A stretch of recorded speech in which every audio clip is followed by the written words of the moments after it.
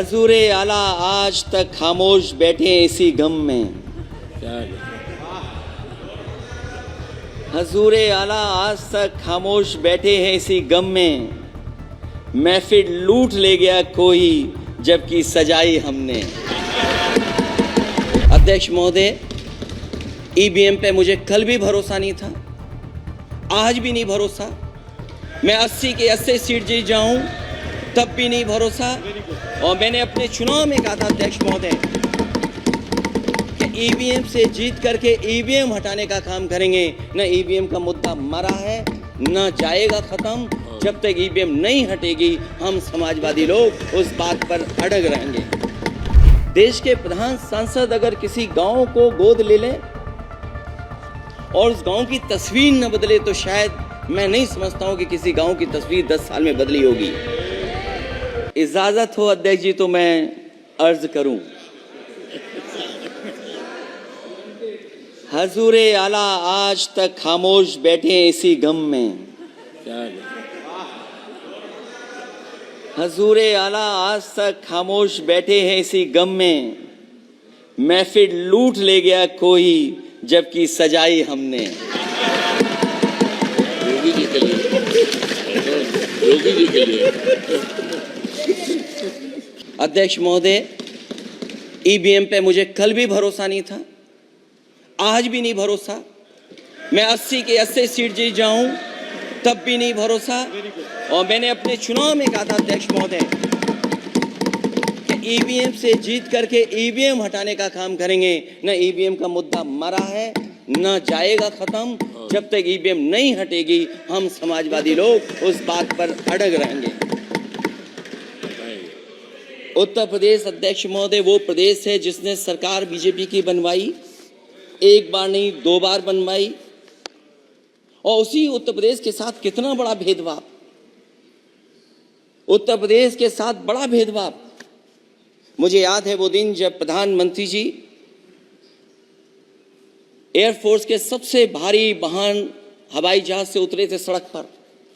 वो अलग बात है कि उस प्रदेश के मुख्यमंत्री उनके साथ नहीं बैठ पाए थे, लेकिन वो एक्सप्रेसवे जो बना था और आज भी जो उत्तर प्रदेश में बन रहे हैं वो उत्तर प्रदेश के बजट से बन रहे हैं। लेकिन दिल्ली की तरफ से कोई एक्सप्रेसवे अभी नहीं दिया गया है। न केवल इंफ्रास्ट्रक्चर में भेदभाव हुआ है, बल्कि हमें याद है कि प्रधानमंत्री जी ने बड़े पैमाने पे गांव गोद लिए थे। और सोचिए, अगर देश के प्रधान सांसद अगर किसी गांव को गोद ले लें और उस गांव की तस्वीर न बदले तो शायद मैं नहीं समझता हूं कि किसी गांव की तस्वीर 10 साल में बदली होगी। मुझे वो गांव जिसको उन्होंने गोद लिया,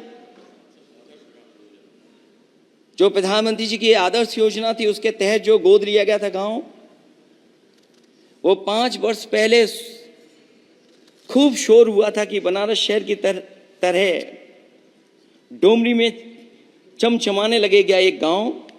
हकीकत में कुछ नहीं हुआ। उसकी दुर्दशा वैसी की वैसी है, जैसे था गांव वैसा ही का वैसा है।